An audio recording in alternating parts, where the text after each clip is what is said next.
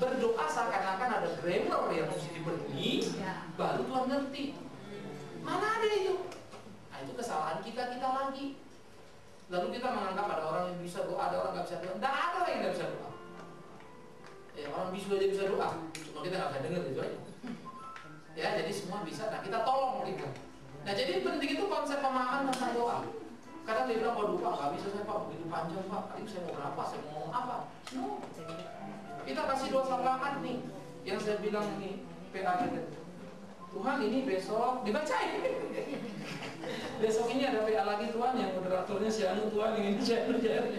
Terima kasih Tuhan dalam nama Yesus. Kan geli ya kan, bacanya kan ketahuan banget itu. Tapi biarin aja dia begitu. Yang penting kan dia belajar bicara sama Tuhan. Kalau kita unik-unik. Nah itu saya latih ada beberapa kelompok, termasuk mereka itu tidak tahu Alkitab tadi. Sekarang mesti baca, mesti ngomong, mesti bahas deh. Pasti mau bahas apa? Saya kasih buku pedoman semua mesti dibaca, bahas. Baru saya tunjukin mana benernya, mana salahnya, gimana saya bikin. Enjoy Ustaz. Sampai dia bilang gila nih kalau gue mau PA, tegang bulu malam gitu. Mau bisnis aja kontrak gak tegang-tegang amat, sekarang mesti baca lagi, karena besok mesti tugas, gitu ya. Nah itu nice. Jadi ada satu hal yang baru dalam diri dia dalam kedekatan dengan Nabi. Oke, yang terakhir. Masih ada? Oke, kalau nggak selesai ya? Oke ya. Baik ibu-ibu, satu hal yang perlu kita perhatikan tadi, realita pergumulan zaman tadi, ingat, kita tidak boleh menyerah. Kita mesti bertanding dan harus jadi pemenang. Itu Tuhan panggil kita. Tidak ada masalah yang terlalu berat. Yang ada, kita terlalu cengeng untuk menangguhnya. Oke, Tuhan itu maha kuasa. Masa dia tidak bisa tolong kita? Ya, maka dengan iman yang sungguh-sungguh kita bertumbuh bertambah. Terus doakan ya, apa yang ditanyakan Ibu Siska tadi itu memang menjadi kerinduan saya secara personal. Ya, satu waktu nanti gereja ini kalau sudah punya semuanya, saya itu ya, yang dulu kami di komisi anak di Gubernur Sari, saya yang mau juga salah satu minta supaya komisi itu punya pendeta. Ya, dulu saya tahu betul gereja selalu berhitung soal uang. Wah itu kalau pendetanya dibayar dong, dibayar dong, masa enggak? Nah selalu bicara seringkali masalah itu ya, kita mesti punya youth pastor. Itu sekolah minggu sampai remaja satu pendeta. Nanti anak muda terus satu pendeta lagi, pastor itu satu pendeta lagi. Harus begitu memang, harus mampu. Ya, nah ini jadi pergumulan yang tidak sederhana yang harus kita garap dalam kehidupan kita. Pelayanan yang harus kita kerjakan. Sehingga kita nggak hanya berkonsentrasi kebaktian hari minggu toh. Itu salah satu saja. Tapi ada detail-detail yang lebih penting yang harus diperhatikan. Ya, karena itu terus doakan ibadah kita tiap hari minggu untuk terus kita bergerak dinamis. Karena itu juga saya berbeban terus menyiapkan diri ya untuk tema-tema yang buat saya jadi capek sendiri. Karena mesti siapkan khusus, siap spesifik lagi. Tetapi semua harus bertumbuh. Yang terakhir, tiap kali seminar saya sarankan bawa alat tulis, catat. Oke, itu seminar. Kebaktian minggu juga sama, catat. Itu dulu saya juga begitu, catat semua. Nanti sudah, ingat lagi, sampai kemana? Ya, banyak hal penting. Oke, kita berdoa. Tuhan terima kasih Bapak yang bisa kami pikirkan, kami bicarakan dalam seminar kami. Terus Tuhan berkati untuk memampukan kami terhindar dari virus zaman ini, tetapi merdeka menjadi anak-anak-Mu. Karena itu mampukan kami tampil seperti kehendak-Mu, sehingga sungguh-sungguh menjadi penolong yang sempurna dalam rumah untuk suami kami. Dan menolong suami kami juga untuk mendidik anak-anak kami, menolong mereka mempersiapkan masa depannya. Tuhan tolong kami dalam kerinduan. Di dalam segala kelemahan kekurangan kami, Tuhan yang menguatkan, mengajar dan melengkapi kami. Demi Yesus Kristus Tuhan yang hidup. Saya berdoa bersyukur dan mohon pimpinan Tuhan senantiasa. Terpujilah Tuhan. Amin.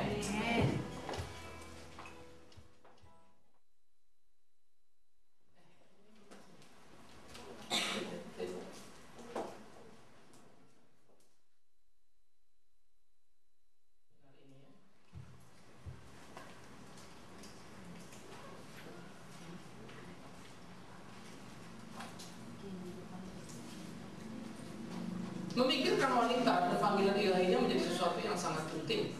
Mengapa kita mengambil istilah panggilan ilahinya? Ya, untuk mengingatkan. Ya, untuk mengingatkan sebetulnya betapa kehidupan atau pelayanan seorang wanita itu bukan bukan sekedar sebuah pelayanan toh, begitu ya. Artinya kita tidak hanya sekedar mendekati dari sekedar pendekatan antropologi saja, tetapi juga kita mendekati dari pendekatan teologi. Ini menjadi penting untuk kita pikirkan, untuk kita pahami supaya kita makin jelas bahwa sebetulnya soal wanita, soal istri adalah soal yang memang diatur oleh Alkitab, ya. Nah, sekarang kita akan melihat, mengingatkan kembali kepada peran pertama utama yang dibuat Tuhan untuk menolong atau kenapa alasan penciptaan seorang wanita itu, ya. Ingat, wanita adalah ciptaan Tuhan yang diciptakan menurut gambar dan rupa Tuhan. Wanita sebagai wanita yang sudah kemarin juga kita bicarakan, begitu. Nah, kita akan di-remind terus kepada prinsip-prinsip ini. Yang kedua, wanita itu memang diciptakan untuk menjadi pasangan pria, sehingga bukan konfrontasi, ya, tapi korporasi. Okay? Kemudian diciptakan menjadi satu dengan pria, suami istri dalam perbedaannya. Jadi bukan persamaan, tetapi persatuan. Sehingga memang ada benturan-benturan dalam hubungan suami istri.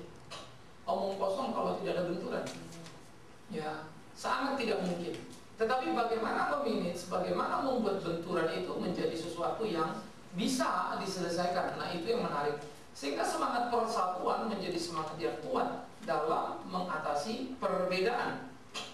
Diciptakan untuk menjadi penolong. Ya, ini juga penting. Diciptakan untuk menjadi penolong dalam pengertian bagaimana kemudian wanita itu menjadi penolong bagi sang pria, bagi sang suami. Ya, ini perlu untuk dilihat sama-sama. Sehingga di dalam keseluruhan fakta itu, ya, ini menjadi sangat menarik. Menjadi sangat menarik dalam pengertian keseluruhan fakta yang diungkapkan itu menjadi sangat menarik dalam pengertian bahwa ini semuanya dikerjakan dengan sepenuhnya oleh wanita di dalam dia memainkan perannya. Jelas ya? Dalam dia memainkan perannya. Jadi ini mestinya kita melihat bagaimana sekarang bagian-bagian seluruh dari apa yang dikerjakan ini, ya, menjadi sesuatu yang justru penting untuk kita lihat bagaimana wanita-wanita itu memiliki peran strategis di dalam kehidupannya, di dalam berumah tangga. Oke. Sehingga kata wanita sebagai penolong adalah kata penting yang harus terus-menerus diingatkan, ya, khususnya kalau kita compare dengan apa yang kita bicarakan kemarin, virus modernitas misalnya, ya, bagaimana itu bisa menjadi suatu bahaya yang cukup mengerikan. Sekarang kita akan lihat, saudara, panggilan wanita Kristen, ya, dalam membangun dirinya. Di dalam Mazmur 128:7 menarik sekali dikatakan, istrinya yang baik dalam rumah itu akan jadi pokok anggur, begitu ya. Dikatakan suami yang takut akan Tuhan itu akan mempunyai istri seperti pokok anggur. Itu memang dalam konteks pria yang takut akan Tuhan. Tetapi menjadi menarik bagaimana posisi yang menarik itu adalah istri menjadi pokok anggur, anak menjadi tunas zaitun. Persoalan kan bisa selalu muncul, tidak selalu suami seperti yang diharapkan. Tetapi istri harus menempati posisi yang seharusnya disediakan memang buat dia. Sehingga pertama dia belajar persekutuan pribadi dengan Tuhan. Oke? Di dalam menolong persekutuan pribadinya dengan Tuhan itu yang disebut iman. Oke? Panggilan wanita Kristen dalam membangun diri adalah sebuah iman. Oke? Jadi persekutuan pribadi dia dengan Tuhan harus dibangun. Persekutuan pribadi dia dengan Tuhan harus ditumbuh kembangkan. Persekutuan pribadi dia dengan Tuhan harus menjadi bagian yang berjalan. Ya. Nah ini, sehingga persekutuan pribadi dengan Tuhan itu menjadi satu persekutuan pribadi yang unik, yang menjadi bagian di dalam seluruh keutuhan. Ya. Nah, persekutuan pribadi dengan Tuhan lah yang bisa membuat wanita itu bisa menjadi seperti pokok anggur itu. Nah, ini jangan sampai terabaikan. Jangan sampai persekutuan pribadi dengan Tuhan adalah merupakan sebuah pelarian, tetapi harus menjadi sebuah kesadaran. Misalnya banyak ibu-ibu sekarang ikut persekutuan, ikut lain-lain. Jangan karena ini menghadapi persoalan. Artinya kalau ada persoalan pun tetap gitu. Jadi bukan karena persoalan kita bersekutu, ya, tapi karena kuatnya panggilan memang dalam hidup kita, dalam kesadaran kita bahwa kita butuh Tuhan. Yang kedua, belajar firman Allah secara utuh atau pengetahuan. Bagaimana kita bertumbuh dalam kehidupan kita untuk memahami kehendak Allah. Bagaimana kita terus bertumbuh dalam iman kita, dalam pengetahuan kita akan Alkitab. Ini menjadi bagian penting. Karena sebetulnya banyak sekali kita mungkin aktif dalam sebuah persekutuan, ya, ataupun satan, tapi sebetulnya kita nggak ngerti apa yang Tuhan mau. Ini bisa jadi bahaya. Oke. Nah, basis iman itu tidak boleh berhenti hanya pada suatu saya Kristen, saya ikut kebaktian, tetapi harus ada belajar firman Tuhan secara utuh, sehingga dia betul-betul tahu apa yang Tuhan mau dalam hidupnya. Oke.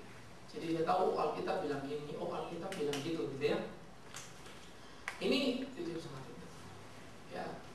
Jadi ini perlu untuk dipahami sama-sama bagaimana sebuah pengetahuan dari sebuah pembelajaran harus hidup dalam hidup seorang istri.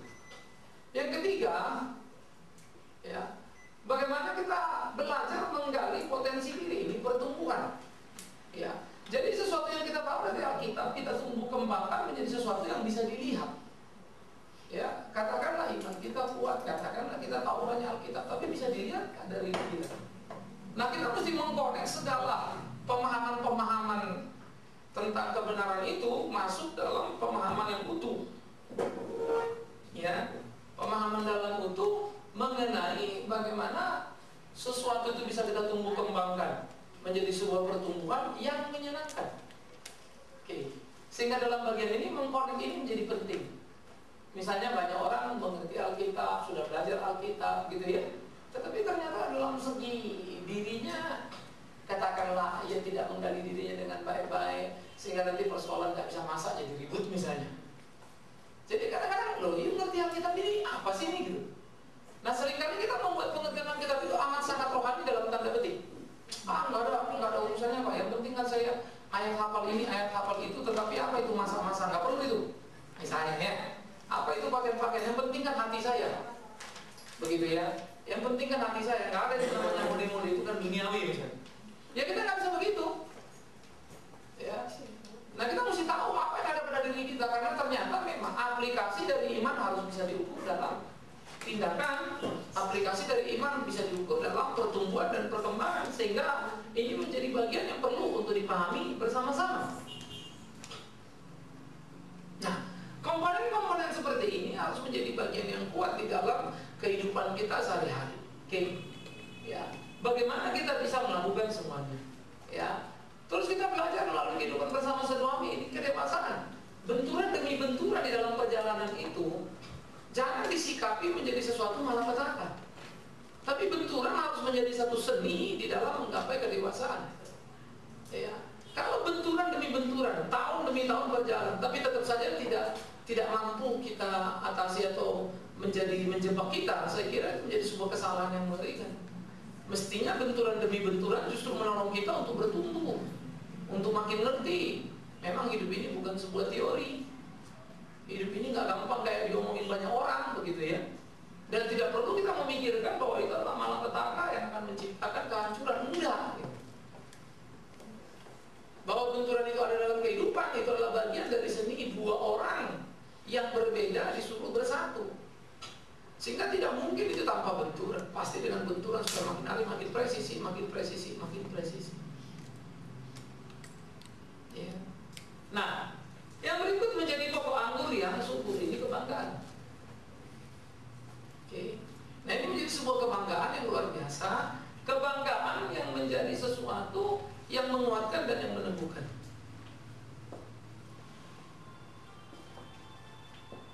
Oke.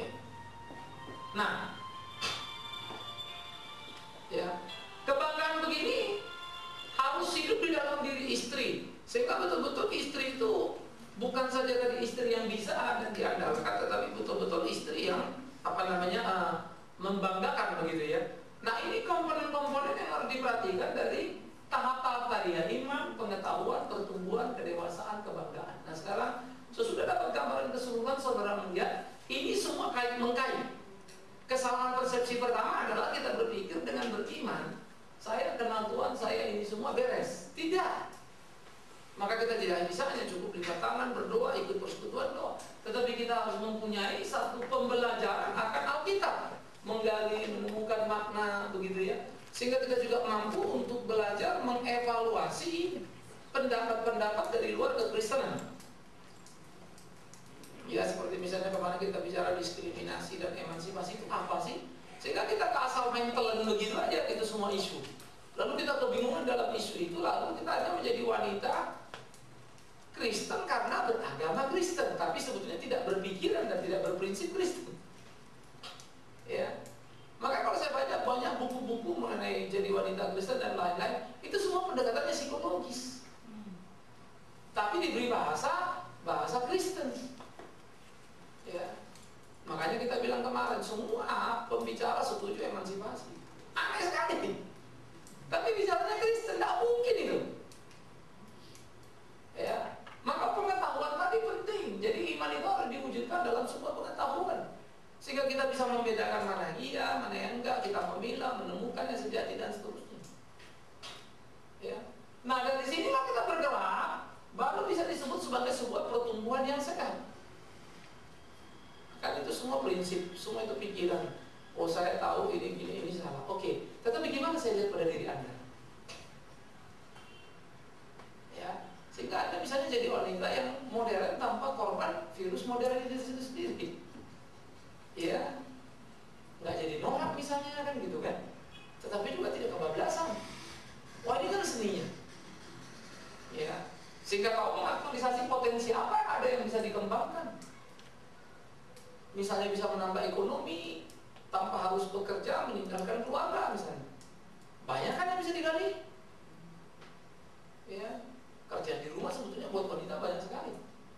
Tahu kapan ngerem, tahu kapan ngegas begitu. Sehingga dia betul-betul bertumbuh. Nah namanya bertumbuh itu bukan uangnya kemarin 500 sekarang 1000 gitu, bukan. Bertumbuh itu lebih menyangkut kepada nilai-nilai di dalam hidup dia itu sendiri. Ya. Jadi bukan kuantitatif tapi kualitatif. Maka dari sini berarti dia sudah dewasa pada dirinya, menghadapi benturan di dalam kebersamaan itu menjadi jauh lebih mudah. Sebuah benturan itu susah, sebuah benturan itu sulit, sebuah benturan itu berat. Karena kita sudah punya konsep yang salah tentang benturan. Tapi kalau kita pahami memang hidup mana ada nggak benturan sih, itu jauh lebih mudah menghadapi benturan ketimbang kita pikir, wah hidup ini akan mulus, rumah tangga kita akan jalan karena sama-sama kenal Tuhan. Tahu-tahu ada benturan kita shock begitu. Yang salah kan pikiran kita. Bagus toh tentunya cita-cita berpikir bahwa ini semua akan mulus, bagus sekali. Ya, itu tidak salah. Tetapi menjadi salah kalau berpikir karena laki kita Kristen lalu nggak ada masalah. Makanya waktu masalah datang kita shock. Ya. Nah kedewasaan itu tidak akan pernah bisa terbangun tanpa benturan-benturan itu.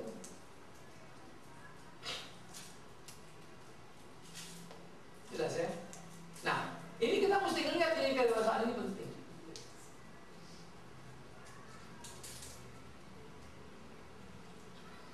Ya. Jadi dari sini kita bisa bergerak untuk melihat satu dinamika yang menjadi sangat menarik. Bagaimana pergerakan-pergerakan itu menjadi penting. Nah, terus yang berikut menjadi pokok anggur yang subur.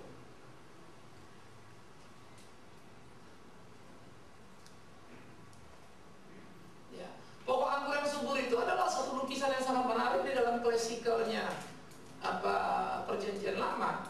Anggur itu kan menyimpulkan kebun Allah sebetulnya. Israel itu disebut kebun anggur Allah. Oke. Nah, Israel yang disebut sebagai kebun anggur Allah adalah Israel yang luar biasa, Israel yang hebat, Israel yang luar biasa, yang ajaib kan gitu. Nah, kebun anggur Allah itu kalau dia jadi kebun anggur yang subur, kebun anggur itu selalu pertama menghasilkan buah yang sangat enak, manis, ya.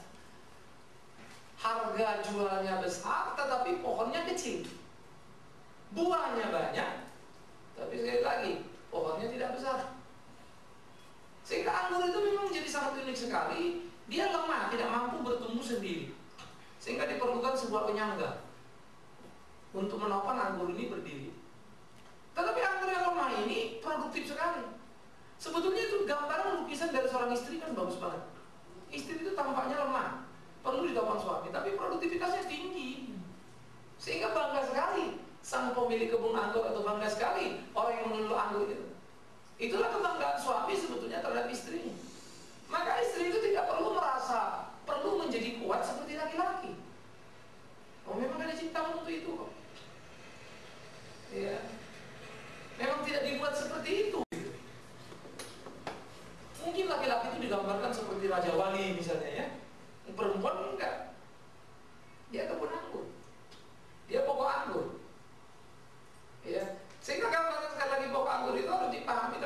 gambaran betapa sebetulnya kasih Tuhan itu memang luar biasa, gitu ya. Yang berikutnya kita akan lihat bagaimana panggilan wanita Kristen dalam menguduskan suaminya. Dalam 1 Korintus 7 ayat 14 dikatakan adalah istri yang kudus menguduskan suaminya yang belum kudus. Oke. Ini perlu untuk kita lihat bagaimana menguduskan suami yang tidak kudus, yaitu sebuah pertobatan. Saudara ingat, sebuah pernikahan itu ada asuransinya, ORIS. Ingat itu ya, semua risiko tanggung sendiri. Maka kalau kemudian kita terjadi dalam hidup kita menikah dengan orang yang belum kenal Tuhan, ini menjadi tanggung jawab kita membawa dia kepada pertobatan. Jadi jangan bilang gini loh, Pak, istri itu kan penolong, suami itu pemimpin, tapi dia kalau nggak bertobat bagaimana? Ya, dia hanya nggak kenal Tuhan loh. Ini kita lagi bicara dalam konteks Tuhan. Makanya dengan demikian istri harus memainkan peran untuk menolong suaminya menemukan pertobatan itu. Ya. Tetapi bagaimana suaminya bisa mengalami pertobatan kalau yang tadi balik lagi ke belakang, istrinya tidak seperti ini, nggak mampu membangun diri, tapi istri yang mandek, istri yang kemudian katakanlah menjengkelkan, istri yang kemudian menciptakan berbagai peluang untuk suaminya jadi ngamuk dan marah-marah. Ya susah tuh membawa dia kepada pertobatan, gitu. Ya kan? Yang kedua, menolong suami itu mengenal Tuhan itu pertumbuhan. Nah, 2 titik ini seperti saya pernah sharing sedikit, itu ada seorang wanita Kristen menikah dengan seorang pria Jerman. Suaminya itu nggak mau ke gereja, tapi ngantar istrinya, anaknya ke gereja. Pas lagi kita ceramah, suaminya pulang. Saya nanya, tapi suamimu ada? Iya. Loh, kemana sekarang? Udah balik? Loh, nggak ikut kebaktian? Enggak. Pertanyaan saya sederhana, kenapa dia nggak ikut kebaktian? Ajak dong, diinjili dong, gitu kan ya? Jawabannya itu yang bikin ngenes. Iya Pak, saya malu. Malu kenapa? Saya kan bimbing anak-anak ini di sini ikut KTB begitu ya. Tetapi kalau saya bilang suami saya begitu, dia cuma jawab gampang. Untuk apa saya ke gereja? Untuk apa saya percaya Yesus? Kayak kamu suruh itu. Ya, dia bilang gini sama istrinya. Sekarang saya mau tanya kamu, di rumah siapa yang lebih disiplin soal waktu, kamu apa saya? Istrinya jawab kamu. Di rumah siapa yang lebih sabar sama anak, kamu apa saya? Istrinya jawab lagi kamu. Lalu ditanya lagi, kalau kita komitmen membuat sesuatu, ya, siapa yang lebih menepati komitmen? Kamu apa saya? Kamu, kata istri. Lalu suaminya cuma bilang begini, kalau begitu, untuk apa saya ke gereja? Malah nanti saya khawatir dengan ke gereja, malah saya jadi nggak komitmen, nggak sabar sama anak. Oh, jadi konyol gitu kita. Kemudian akhirnya istrinya dia nggak bisa jawab lagi. Lalu suaminya bilang begini, udahlah, sekarang kamu tunjukkan saja bahwa kamu ke gereja itu ada perubahannya. Nanti saya ikut deh. So very simple, tetapi menghantam. Ya. Nah, saya pikir seringkali kita dalam kehidupan kita, saudara, menjadi salah kaprah karena kita berpikir hanya dengan ke gereja kita sudah akan bisa mempengaruhi suami kita. Justru bisa jadi anti klimaks. Aku ke gereja nggak ada berubah. Maka perubahan itu menjadi sangat penting. Kita mesti bisa membangun diri supaya di dalam peran kita sebagai istri yang menguduskan kita bisa jalankan, membawa dia kepada pertobatan, kenalan Tuhan, karena dia lihat ada something yang lain sama istri saya sejak ke gereja. Dia ikut menolong dia mengenal Tuhan untuk masuk dalam pertumbuhan, lalu menolong suami bertumbuh dalam iman, artinya sudah mulai mendorong dia kalau sudah di Kristen supaya dia terlibat di dalam gereja. Udah Pak ikut ini, udah Pak ikut sana, kan begitu. Mensupport. Sehingga kita tidak bisa diam dan tenang hanya karena suami memberikan nafkah atau kebutuhan sehari-hari. Saya sudah tanggung jawab kita. Nggak bisa. Kita nggak bisa begitu. Karena yang mestinya kita kerjakan. Sehingga mendorong suami itu memasuki jenjang dari pertobatan pertumbuhan kepada pelayanan, supaya api Injil yang sudah nyala itu nyala terus dalam hatinya. Ya, sehingga dia tidak menjadi mati karenanya. Oke. Nah, ini yang perlu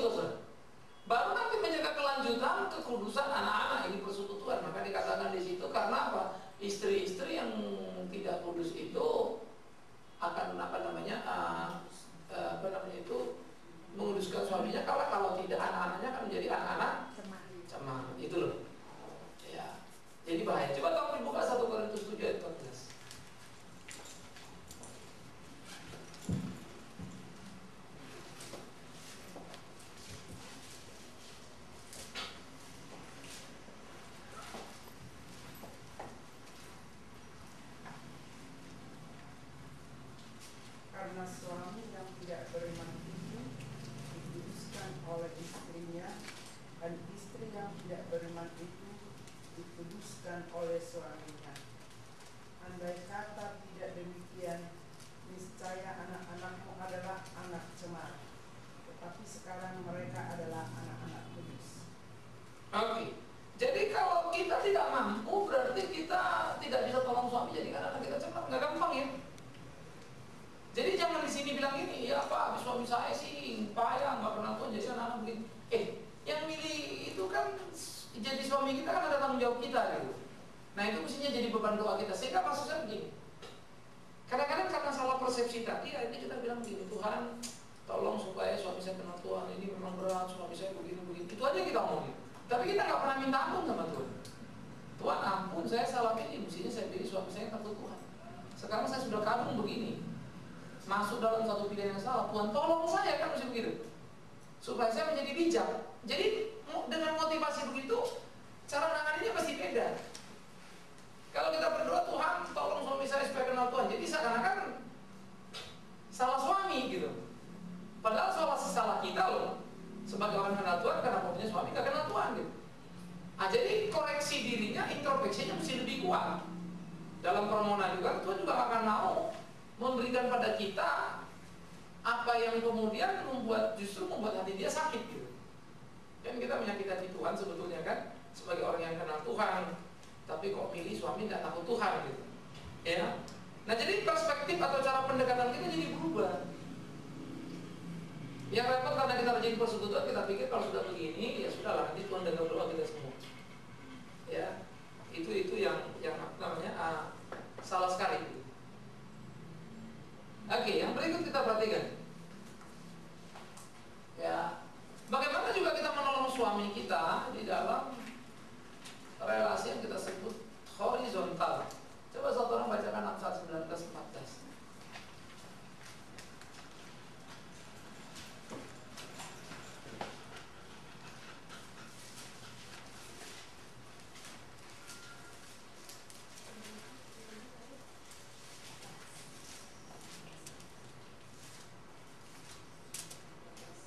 Rumah dan harta adalah warisan nenek moyang, tetapi istri yang berakal budi adalah karunia Tuhan.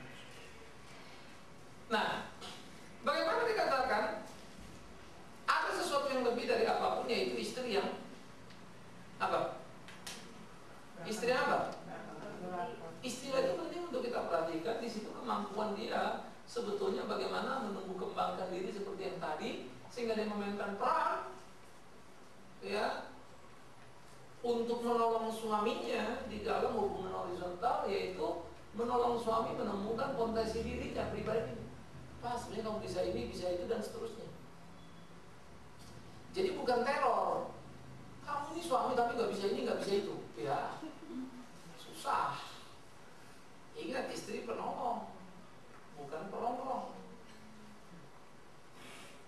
Jadi kalau kita teror, kamu nggak bisa ini, nggak bisa itu, nggak kayak suami si Anu gitu kan? Kamu suaminya udah kawin aja kamu sama dia kan gitu. Yang ada perpecahan. Terus istri akan ngomong, enggak Pak, maksud saya kan mengingatkan dia mesti tanggung jawab. Betul maksudnya, tapi salah apanya? Caranya. Jadi jangan pikir kalau maksud kita betul, lalu bagaimanapun cara ngomong jadi betul. Nah disitulah seringkali sebetulnya kita salah strategi kita. Kita kan kalau dalam ngomong itu mesti tahu tuh sama siapa kita ngomong kan gitu ya. Orang tua kalau ngomong sama anak bentak-bentak ya enggak apa-apa, tapi anak ngomong sama orang tua bentak-bentak ya kurang ajar. Biar kata benar sebenar apapun dia. Saya kira sekarang ini banyak sekali di dalam relationship orang enggak mampu menurut saya gitu untuk menempatkan diri dengan tepat. Ya. Kadang-kadang saya perhatikan banyak orang misalnya bawahan ngomong sama atasan. Cara ngomongnya udah setengah gitu ya, atasnya bagaimana sen? Anak muda ngomong sama orang tua, orang biasa-biasa ngomong sama orang pengalaman, orang miskin ngomong sama orang orang kaya. Itu kan adalah perbedaan-perbedaan yang mesti disikapi dengan elegan kan. Tidak membuat kita harus menjilat atau tunduk, tapi sikap hormat dong. Karena ada satu fakta, dia berhasil, kita belum. Kita menghadapi dari orang berhasil, ya sikap yang benar dong, pikirin, tahu diri gitu kan ya. Nah begitulah sebetulnya istri pada suami. Lah kalau istri tidak mampu menghargai suami terus bagaimana? Nah makanya tadi menolong itu menemukan potensi diri. Si suami menemukan pribadinya sampai dia tahu apa lebihnya, apa kurangnya, apa bisanya, begitu ya.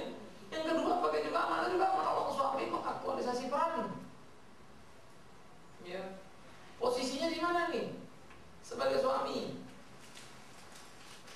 dia menemukan potensi diri, bisa kembangkan pribadinya kerja, tapi di rumah juga begitu. Sehingga semarin kita juga sempat diskusi kan. Ya kalau kita tanpa sadar men-take over semua peran-peran suami, ya memang repot sendiri. Lalu aja suami gak mau tahu misalnya urusan rumah, karena tanpa sadar kita sudah mempaten posisi itu, karena jadi sebuah kebiasaan yang mengkristal gitu kan. Jadi ya salah lagi kan. Nah maka kita jangan sampai terjebak membuat posisi-posisi yang salah. Akhirnya istrinya kayak itu jadi kepala di dalam rumah tangga. Salah posisi semua begitu. Yang ketiga, bagaimana menolong suami membangun karya pekerjaannya untuk bisa dikembangkan. Karena saya baca banyak sekali beliau-beliau berhasil, yang sangat berhasil gitu ya. Ternyata di belakang mereka itu ada siapa? Istri yang kuat. Ya, istri yang hebat. Jadi tidak ada mereka bisa sukses dalam pekerjaan tanpa dukungan istri. Saya ketemu satu orang pas acara ulang tahun 60 itu apa ya namanya? Platinum ya pernikahannya. Diamond ya? Hah? Ulang tahun pernikahan 60 apa? Emas 50. Diamond apa sih diamond ya? Ya langka sekali kan ya. Jadi saya mimpin ulang tahun pernikahan ke-60 itu terus ini kata suami. Sesudah ngomong selesai mantunya datang terus ngomong-ngomong ya. Orang kan kata sambutan saya bawa siapa? Terus mantunya bilang sama ini semua, man dia bilang ini semua sebetulnya kita banyak loh yang nggak tahu. Apa? Wah ini mami yang paling jago sebetulnya. Bagaimana mendorong membackup suaminya dalam banyak hal, sampai ya ekonomi hebat, menjadi orang kaya, apa segala macam. Ya, ini luar biasa, tapi nggak kelihatan. Oke, nggak kelihatan. Jadi istrinya memang kalau ngomong apa nggak pernah mau berusaha lebih dari suami itu menonjol. Padahal supportingnya besar.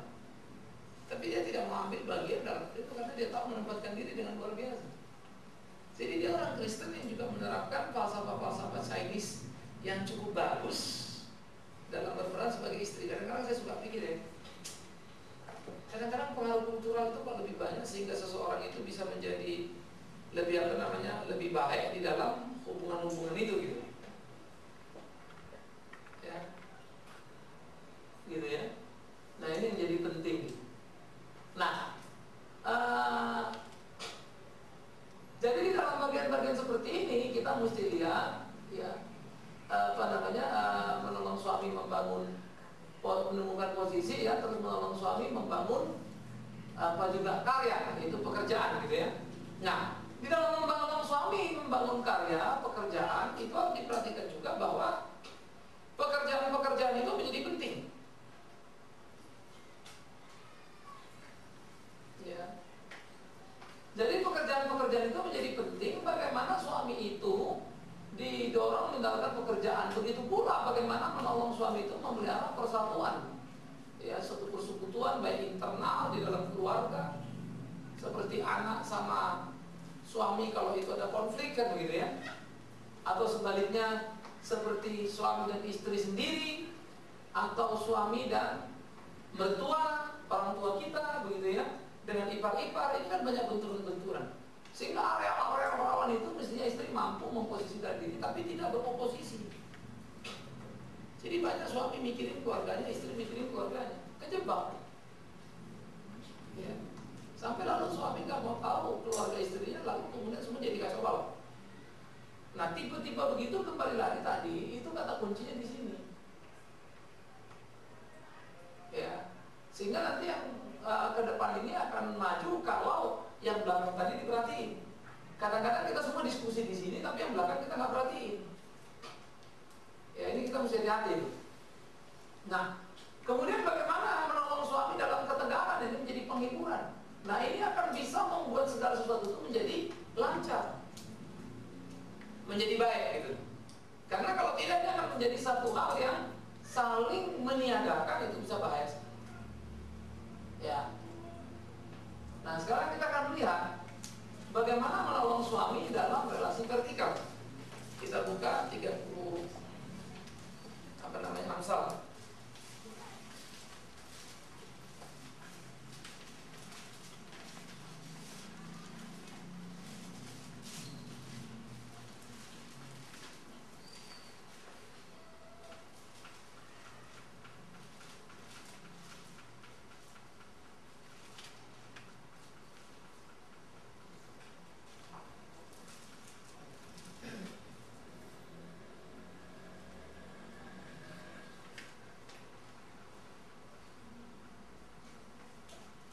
Oke, tolong baca. Kemolekan adalah bohong dan kecantikan adalah sia-sia. Tapi istri yang takut akan Tuhan dipuji-puji.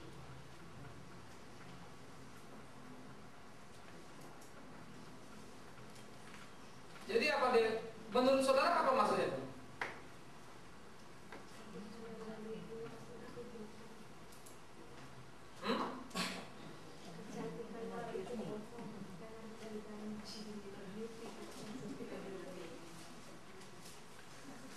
Kenapa? Wah, istilah sinetron ya. Jadi menolong suami menjadi imam dalam keluarga gitu ya. Reposisi suami tadi. Kalau tadi kan menolong suami itu dalam hal sehari-hari ya, mendidik anak dan lain-lain. Tapi saya lagi menolong ini bicara keimaman ini. Artinya bagaimana mendorong suami itu juga untuk mau berdoa di dalam rumah gitu. Ya, jadi mestinya suami yang ngatur siapa yang mesti doa gitu. Tapi dia sendiri juga mesti mendemo itu berdoa dalam rumah. Dia boleh tunjuk siapa, tapi dia yang tunjuk. Jangan sampai suami juga tidak pernah berdoa misalnya di rumah, susah juga gitu. Ya, nah suami itu doa misalnya bisa 7 anak, ya sekarang kamu yang doa, ya sekarang kamu yang doa, tapi yang bicara itu apa gitu. Nah itu mesti didiskusikan dengan istri-istri menolong suami itu bilang itu mesti diperhatikan gitu ya. Yang kedua, mengingatkan suami bersekutu dengan Tuhan. Ini istri jadi pengalaman, mau ini, mau itu, segala macam, sampai suaminya kerja gila-gila.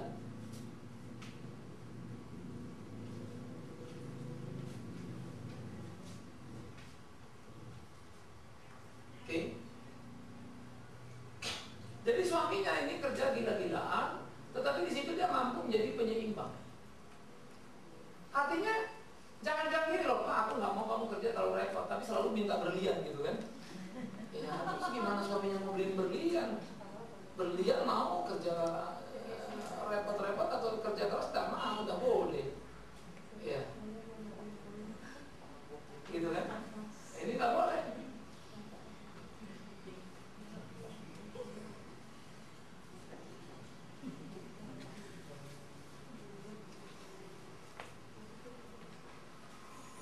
Jadi ini harus dilihat nih, menolong suami membalans kerja dan spiritualnya jadi penyeimbang. Oke. Nah, jadi kalau you mau banyak dari suami, pasti dia akan kerja workaholic.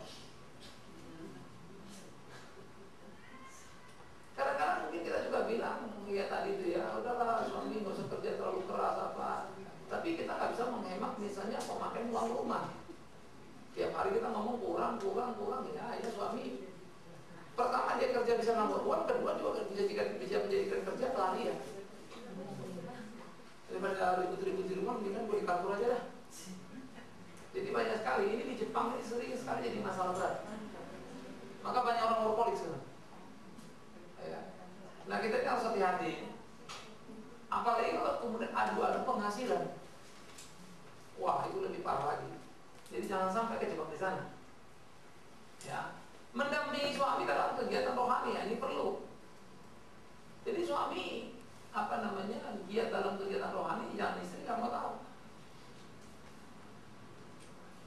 mendampingi itu tidak berarti mengabaikan anak tentunya. Mendampingi itu kan bisa diatur. Ya. Saya ada lihat teman saya nggak satu kali pun nggak pernah ikut istrinya dulu. Sampai orang mau jadi tanya-tanya, gimana sih gitu? Ya, satu kali pun nggak pernah mau ikut. Padahal dia aktivis luar biasa, sudah sampai jadi pengkhotbah kemana-mana begitu. Itu jadi pertanyaan serius. Nah, itu mengganggu banget itu. Ya. Jadi harus hati-hati. Nah, istri mesti mampu menempatkan diri, karena kalau tidak nanti kehangatan itu pun akan terganggu. Ya, mendukung suami dalam pelayanan. Kalau kita di kegiatan rohani kita pergi, ini pelayanan keterlibatan, dan kita memahami pelayanan suami kita. Jangan sampai suami pelayanan kita tidak ngerti. Dia pelayanan kita ribut. Yang kita ributkan kok pulang malam. Lalu dia merasa seperti diteror, udah semua masuk pelayanan dah, malah kita hilang lagi. Karena kalau orang pelayanan, kalau betul dia pelayanan sedikit atau banyak itu akan menolong membentuk dia. Jelas ya? Nah, itu yang perlu kita perhatiin ya. Jadi pendukung. Oke. Ya, kita lanjut. Ini sorry ya, saya ini agak keringat dingin berat nih. Ya. Nah, oke, coba kita baca sama-sama ya. Satu, ya. Jangan pernah berkata agamaku, tapi katakanlah Tuhan tolong aku di panggilanku. Oke. Jangan pernah berkata dalam berat, tapi katakanlah Tuhan buatkan aku mengikutinya. Jangan pernah berkata Tuhan begini, tapi katakanlah Tuhan akan menjalaninya. Jangan pernah tapi katakanlah ajar aku bertanggung jawab atas diriku melawan dan kendaraan di depan. Ya. Yang paling sering kan yang jangan katakan justru itu kita katakan kan ya. Lalu itu aja pokok doa kita. Jadi sepertinya Tuhan yang salah. Padahal yang kawin kita kan. Malah undangannya waktu itu Tuhan nggak diundang kalau nggak salah ya. Jadi kita salah kaprah. Nah, karena itu saudara dalam bagian-bagian seperti ini harus ada satu kehati-hatian di dalam hidup kita, gitu ya. Bagaimana kita untuk mampu hidup sesuai dengan kehendak Tuhan, berjalan pada jalan Tuhan, dan melakukan apa yang Tuhan mau. Ya, sehingga sebetulnya hidup yang indah itu menjadi sebuah kebahagiaan tersendiri yang bisa kita kerjakan. Maka membangun persepsi di dalam pemikiran-pemikiran tadi itu sangat luar biasa. Itu sebab kita memberi judul wanita yang bermahkota. Itu wanita yang terhormat kan. Ya. Bermahkota itu kan mempunyai beberapa aspek. Orang lain memakai mahkota itu kan kalau dia bijak. Tapi orang bijak belum tentu orang beriman. Tapi dia lain memakai mahkotanya kalau dia beriman. Maka bermahkota itu untuk mengatakan segala sesuatu memang dia sudah kerjakan sehingga dia mendapatkan apa yang menjadi bagiannya. Ya, dan dari komponen-komponen seperti itu kita bisa melihat betapa sebetulnya hidup harmoni itu bukan mimpi. Bisa. Tetapi kalau persoalan kita sudah mengkristal cukup lama juga, jangan terus putus harap.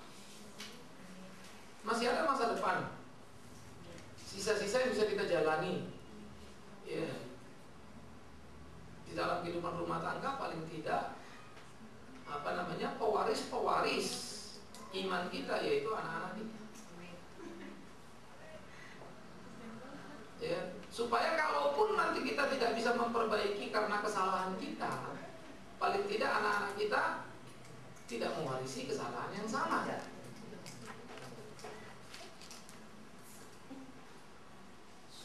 Sehingga Anda sukseslah paling tidak untuk menebus kesalahan di waktu lampau dengan memberikan persiapan dan harapan anak-anak membangun masa depan. Itu caranya ya. Kalau nasi udah jadi bubur mau diapain? Masa dibuang? Ya makan dah. Tapi nggak enak Pak, bubur apa boleh buat? Ya. Paling tidak kan kita akali. Buburnya dikasih pok begitu ya.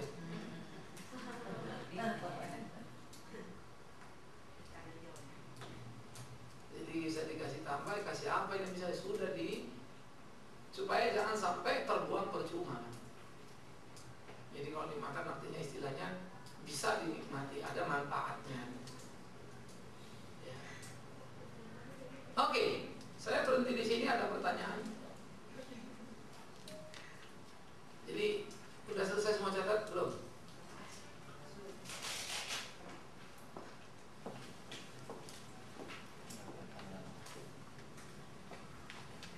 Oke, saya review dulu, nanti saya akan kembali lagi ya.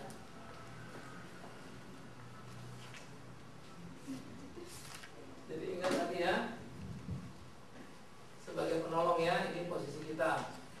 Ingat bagaimana kita harus membangun diri kita, bagaimana menguduskan suami dalam panggilan kekudusan kita, bagaimana menolong suami dalam relasi horizontal, bagaimana menolong suami dalam relasi vertikal, dan bagaimana membangun satu persepsi yang tepat ya untuk kita hidup sebagai wanita yang memenuhi panggilan ilahi kita. Oke, silakan kalau ada yang mau tanya.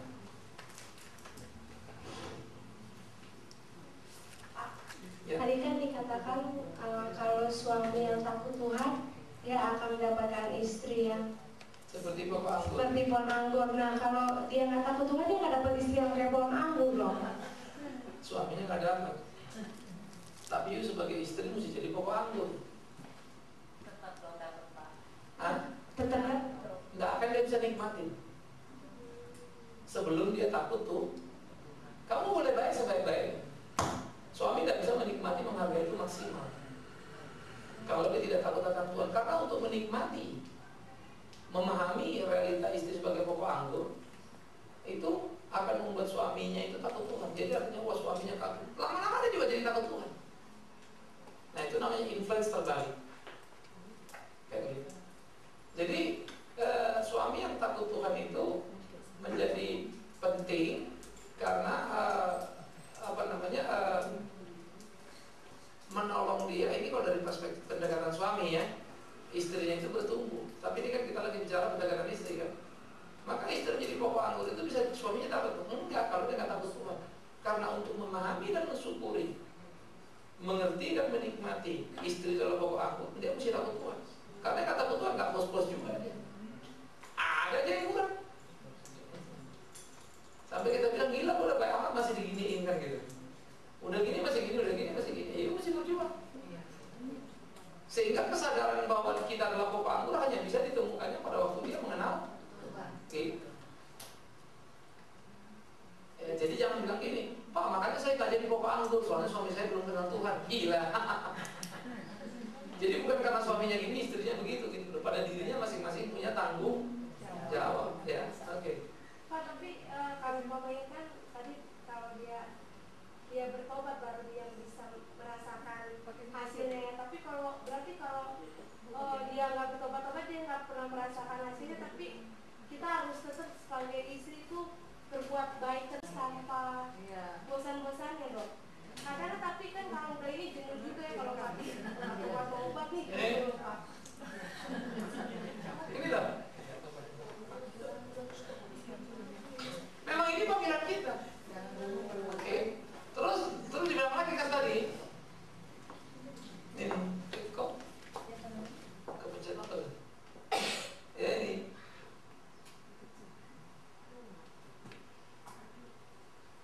Jangan bilang ini terlalu ya. Karena kalau you bisa jenuh itu juga something wrong. Berarti hubungan kamu sama Tuhan gak beres. Karena kalau hubungan Tuhan sama beres gak mungkin kamu jenuh. Karena kita lihat kalau kita hati kita betul dipenuhi firman Tuhan, lihat orang gak bertobat kita pengen dia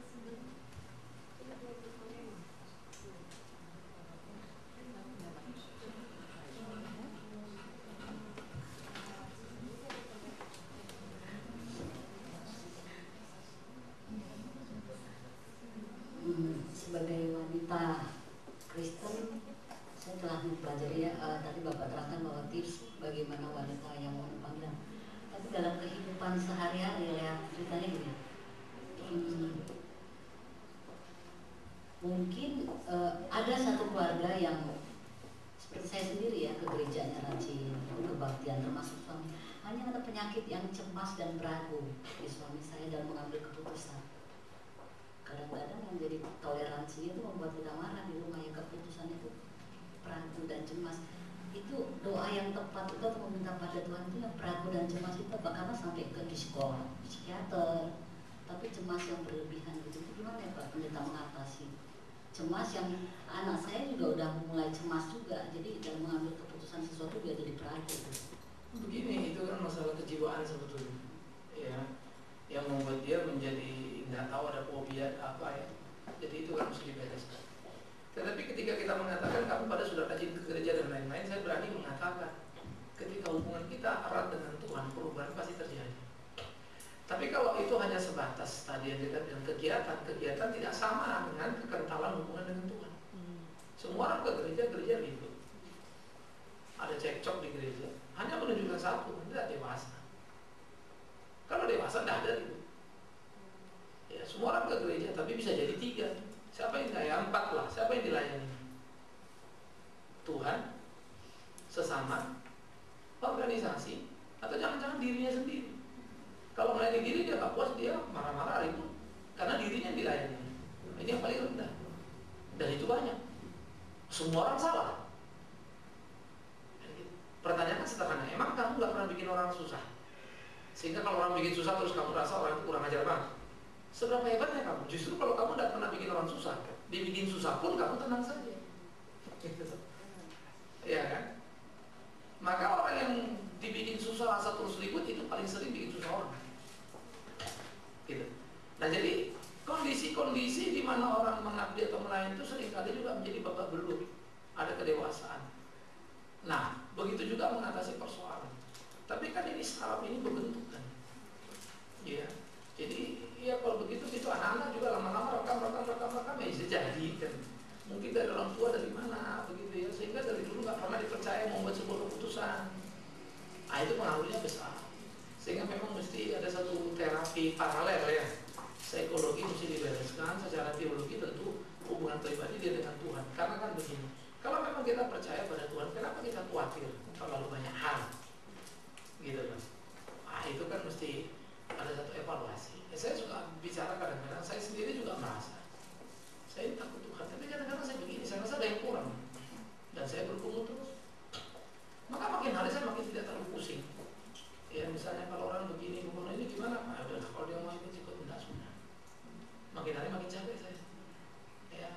Lalu orang bilang itu kan jiwa Pak mesti dilayani. Oh betul sekali, harus dilayani.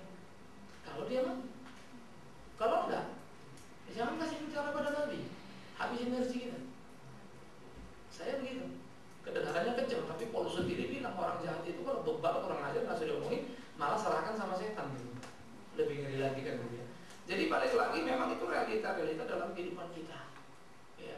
Sampai saudara kita lihat ini rajin, hebat, apa, tapi tahu kita bingung, rapuh banget prinsipnya itu. Ya, mengagetkan, ngomong kayaknya dewasa kok orangnya gitu ya. Tapi ternyata ya ampun. Kita bisa shock berat gitu. Tapi itu kenyataan. Jadi jangan pernah membuat satu ukuran. Kami rajin ke gereja Pak, ikut persekutuan loh, tapi kok dia begini ya? Nah, makanya tidak ada orang ke persekutuan lalu ada perubahan. Tapi orang dekat Tuhan akan ada perubahan. Dan orang dekat Tuhan akan rajin ke persekutuan. Orang yang persekutuan belum tentu utuh dalam menikmati hubungan dengan, tapi rajin berorganisasi gereja.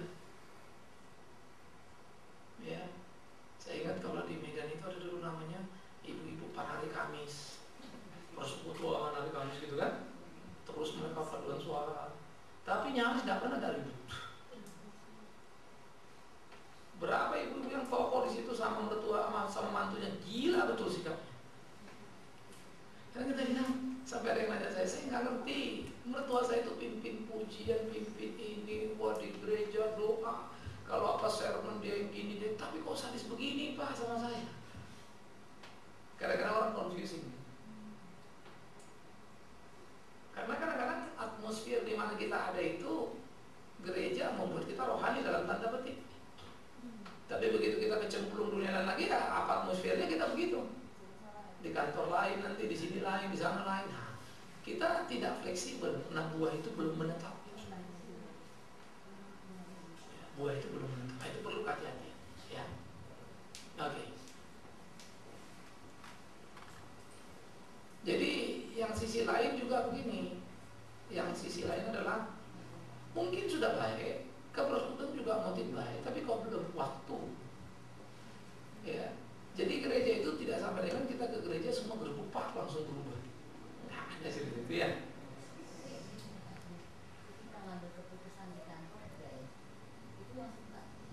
Loh enggak, itu kan sudah jadi karakter dia ke bawah kemana-mana. Iya.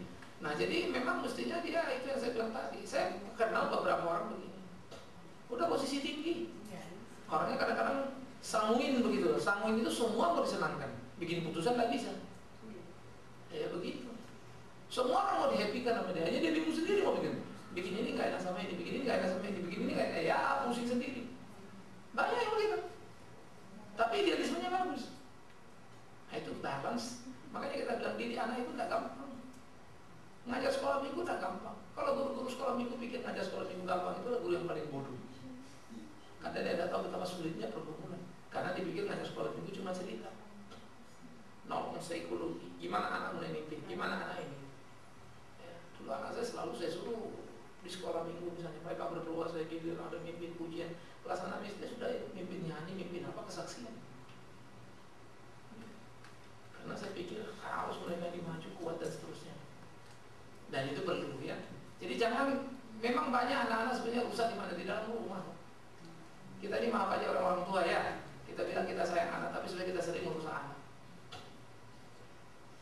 Sadis ya kalimat saya. Oh siapa sih Pak yang mau merusak anak kita? Oh saya mana pernah mau merusak anak? Ya kita tidak sadar, itu aja bedanya. Orang lain merusak anak kita dengan sadar, kita enggak. Perilaku kita, cara kita, bicara kita. Ya anak kan jadi tomboy, kenapa? Begitu lahir, emaknya maunya kayak laki, anaknya dikasih apa pakai perempuan kasih celana panjang tuh dah, nanti kasih rambutnya dibotakin misalnya, yang rusak siapa ya kita. Anak itu enjoy, dia dari kecil lalu terbiasa dengan itu, yang kita bikin itu loh. Sebaliknya anak perempuan di anak laki diperlakukan kayak perempuan, salah kita. Kita enak melok-melok dia, karena dia masih kecil jadi kayak mainan. Sudah gede kayak begitu terus, kita yang rusak. Kita mah sayang sama dia, bininya enggak, kan repot. Padahal satu waktu dia menikahkan dengan bininya kan begitu istilahnya, bukan dengan ibunya. Ah itu kadang-kadang kita lupa. Ya, jadi pemaksaan kita ini banyak sebetulnya. Maka generasi yang kita lahirkan itu banyak generasi yang kacau. Itu sebab kalau makin hari saya pikir-pikir Alkitab ya, ini banyak dipanggil sedikit dipilih gitu ya. Terlalu banyak aspek kita untuk masuk neraka gitu loh. Hah? Jadi ini bukan soal ke gereja apa nggak ke gereja. Bagaimana kita di sana? Karena seperti saya bilang tadi, banyak orang tua akhirnya merusak anaknya misalnya. Maka saya pikir Alkitab itu kan, kalau sampai engkau menyesatkan anak ini, ada akan menyesatkan anak kecil itu, ikat aja batu gilangan, taruh dari tegel.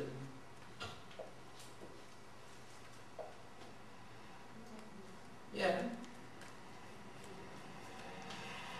Pak, saya boleh bertanya. Saya rasa atau mungkin ya kita ibu-ibu di sini wanita banyak atau mungkin sudah pernah mengatakan nomor 1 sampai 4 ya dengan kondisi rumah tangga yang beragam. Nah pertanyaan saya Pak, kebetulan saya sudah 21 tahun pernikahan. Dari muda saya sudah kenal persekutuan. Saya bertemu dengan suami yang Batak langsung gitu Pak, HKBP minded. Nah pertanyaannya begini Pak, karena dia kepala keluarga dari awal pun karena saya juga lahir dari persekutuan, jadi cara beribadah kami agak sedikit berbeda. Nah tentu dari kalau Bapak bilang seperti nomor 4 bahwa itu pilihan kita. Tentu waktu kita memilih kan tidak tahu semuanya Pak. Berjalan dengan waktu kita makin kenal. Nah, kebetulan suami saya sudah sering ke luar negeri dan pernah 2 tahun di luar negeri. Disitulah 2 tahun saya bisa katakan anak-anak saya bawa untuk beribadah di, kita bisa katakan karismatik. Nah, itu. Nah, pas kembali agak sedikit berubah. Nah, suami kurang setuju. Nah, saya mencoba untuk menjadi kebanggaan atau jadi pohon anggur di tengah-tengah rumah tangga. Sampai sekarang pun banyak-banyak hal yang tadi Bapak katakan. Jangan pernah berdoa memimpin lebih dahulu. Jangan pernah ambil tindakan lebih dahulu. Namun kalau tidak saya ambil Pak, itu rasanya tidak akan terjadi. Sekalipun tentu saya bisa katakan dengan 21 tahun umur menikah, saya juga sudah pernah lakukan seperti Bapak bilang. Misalnya, ya saya tidak mau bicara kalau Bapak tidak bicara. Atau kami tidak akan mesbah keluarga pagi-pagi kalau Papa tidak mulai. Itu tidak akan terjadi kan, tentu saya lebih kenal. Nah, yang saya bingung Pak, sampai katakan tadi pagi, ini tadi pagi berarti sesuatu yang masih fresh. Itu tidak akan pernah ada doa mesbah keluarga kalau tidak saya yang mulai, walaupun pagi-pagi saya harus masak. Nah, apakah saya jadi mendiamkan saja? Sampai kadang-kadang memang saya pernah seperti tadi Bapak bilang, jangan berikan mutiara kepada babi. Kadang-kadang saya merasa capek. Atau yang kedua, saya klaim, bukan klaim, saya selalu berkatakan, satu orang bertobat Tuhan, sisi rumah tangga akan kau selamatkan. Bahkan kalau aku menabur dengan air mata, aku akan pulang dengan bersorak-sorai sambil membawa berkas. Itu saya perkatakan. Namun kadang-kadang capek Pak. Realitanya pasti capek. Jadi maksud saya sebaiknya bagaimana? Terima kasih. Sebetulnya sih udah menjawab pertanyaan Ibu tadi. Ibu udah bilang ya kan kita nggak bisa nih kenal orang semua kan gitu ya. Ya itu yang salah. Maka terimalah menikah orang yang kurang kita kenal. Tapi total Pak, coba tanya semua, pasti tidak seluruhnya. Karena itu kesalahan kita semua. Karena kita ini nikah tak pernah siap kok. Jadi jangan disahkan satu situasi. Nangkap saya. Mestinya kita semua siap. Maaf Pak, katanya kan belajar sampai akhir. Oh, betul. Nggak gitu. Mestinya kan semua kita siap. Secara teori ini. Tapi faktanya enggak. 98% pernikahan di Amerika. 98%. Mereka yang menikah bilang apa? Kami tidak pernah dipersiapkan, baik oleh keluarga maupun gereja. Nah, memang ada yang salah keluarga dan gereja. Ini kan kesalahan yang kita warisi sebetulnya. Tapi kita kan nggak bisa bilang. Kan orang nggak kenal Pak. Itu nggak benar. Harus kenal baru nikah. Totally gitu loh Pak. Betul. Gini, kita nggak akan pernah bisa kenal pasangan kita 100%. Tapi kita sudah tahu. Baik Bu, itu secara kira-kira persentase terbesar. Dulu kan kita pacaran jarang sekali memperhatikan hal-hal yang rohani. Iya kan? Paling kan udah ada kerja, bagus kerjanya. Orang tua kita juga ada semangat aja kan? Bagus kerjanya, sudah itu aja. Satu agama. Paling ya umum sekali lah. Sebetulnya tidak menjamin. Padahal saya bilang tadi ke gereja saja tidak jamin. Nah, satu gereja ini sama-sama satu aktivis juga tidak jamin. Karena saya lihat anak muda pacaran misalnya. Diskusi mereka ini kan diskusi omong kosong. Ayo kita pergi pelayanan, dia pergi persekutuan. Tapi tidak pernah mentalitas dan moralitas tahu persis. Betul, ini saya kasih tahu. Saya perhatiin beberapa. Ya, nah jadi itu kan kata kuncinya. Gitu. Nah, sekarang memang jadi bagaimana memperbaikinya. Jadi karena ini kan kita tambah 2 kerjaan. Mestinya kan bagaimana menjalani pernikahan. Tapi ternyata nggak bisa sekedar menjalani ini. Tapi juga mesti memperbaiki karena ada beberapa hal yang salah tadi. Ya. Yang kedua, jangankan suami, ibu pun saya yakin tidak pernah siap untuk menikah secara utuh. Dan mungkin suami juga nggak kenal terlalu banyak, cuma dalam posisi dia beruntung. Karena nggak terlalu kenal ibu tapi dapat agak baik kan begitu. Kalau ibu kan nggak kenal dia dapat kurang baik, kira-kira kan begitu posisinya. Ini just lucky kan. Nah, tapi sebetulnya dua-dua pun sama kurangnya. Itu yang harus diperhatiin. Saya mengamati dengan baik sebelum saya dengan istri saya. Ya, tapi ada beberapa juga waktu saya perhatiin ke belakang misalnya ada saya salah hitung sedikit, gitu loh. Tapi beruntung saya dalam pengertian sebelum saya menikah saya sudah khotbah 2 kali di pernikahan, paling tidak saya waktu menganalisa sudah sedikit lebih matang kan. Tapi orang tua saya tidak nolong saya, gereja juga tidak nolong saya, karena saya dapat itu dalam pergumulan pribadi atas kebaikan Tuhan buat saya. Gitu. Tapi gereja tidak ada peran. Sesudah kami pacaran mau pranikah baru gereja, oh ya pranikah begini-begini. Kan kita ada bikin keputusan pacaran kan mau nikah. Padahal sebetulnya kan keputusan tulisan ini sebelum dibuat ini yang penting kan, cocok apa enggak? Nah ini contoh. Jadi sebetulnya ada semacam daftar isi ya. Kalau orang mau pacaran tuh dari psikologi bisa kita lihat cocok apa enggak, masalahnya apa. Yang kedua, jangan lupa apa yang ibu buat kan sudah mengkristal 21 tahun sudah begitu. Jadi format itu sudah dirasa safe. Formatnya adalah ya ibu mesti mulai semua 21 tahun deh mengkristal sudah.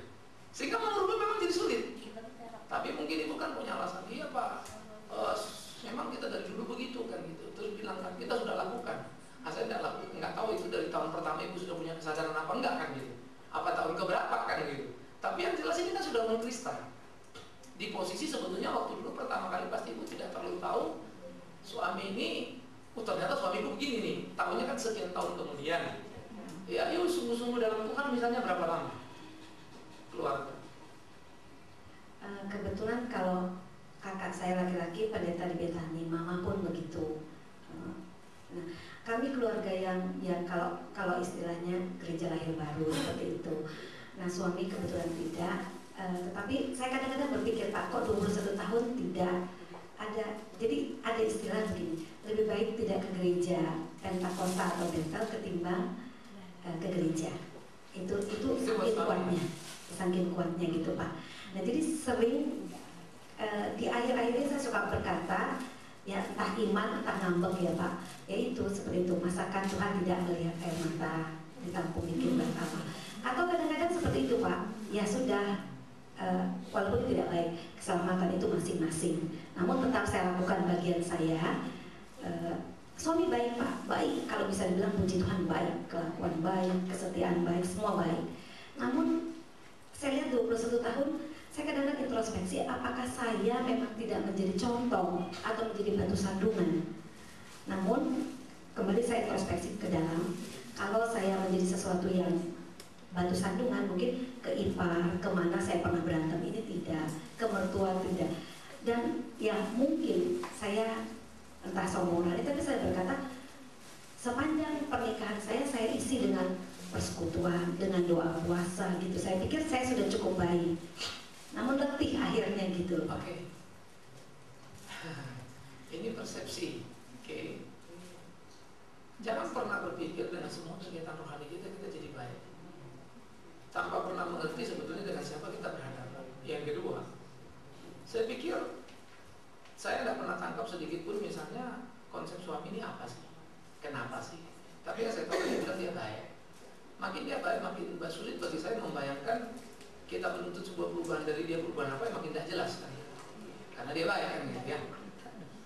Yang ketiga, ibu sendiri kan udah ngomong bahwa pokoknya dia lebih bagus ke gereja daripada ke Pantai Costa. Pernah cari tahu nggak kenapa? Kan gitu ya. Ritualnya Pak dia. Ya sudah, kenapa dipaksakan? Kan gitu. Satu dulu begitu ya. Dan menurut saya bukan hanya sekedar ritual. Saya nggak percaya. Rata-rata orang yang saya temukan punya konsep-konsep tertentu. Ya iya, ini ngomong seenaknya aja begini, khotbah begini. Apa ya begitu? Misalnya nih, karena saya juga kan ngerti khotbah style ini, apa style ini gimana. Apalagi kalau dia formatnya berbentuk. Orang khotbah saya perutnya di atas mimbar. Semua pasti beres, Tuhan atur. Dia rasa belak apa? Hidup semua beres-beres. Faktanya kita juga nggak beres kan begitu kan? Nah, kadang-kadang orang-orang kalau sudah, saya nggak tahu ya tipikal dia rasional apa tidak. Tetapi orang kalau sudah begitu tuh rasa, ini pendeta ngomongnya saya nak perutnya gitu. Akhirnya bukan soal Pantai Costanya sebetulnya. Ngerti ya? Pertama mungkin memang cara ibadah, tapi khotbah yang dia dengar mungkin tidak semua, tetapi kemudian dia mengeneralisasi. Nah itu yang banyak terjadi. Karena saya kan ketemu banyak orang. Ternyata suaminya mau ke gereja. Jadi udah Pak, kalau ngomong sama bapak dia nyambung bapak aja terus. Cuma kan saya pusing juga kalau terus-terusan kan gitu ya. Ya saya bilang kalau datang ke mau yuk ke gereja lah saya gitu kan. Suaminya mau. Jadi sebetulnya ada hal yang saya pikir gini. Ada bagian dia di kognitif dia ini yang gak terpuaskan gitu. Yang berlawanan loh, kok gereja begini gitu. Sehingga ini saya alami betul. Pak, suami aduh saya pusing nih Pak, tolong dong Pak. Suami saya cuma mau kalau bapak yang khotbah.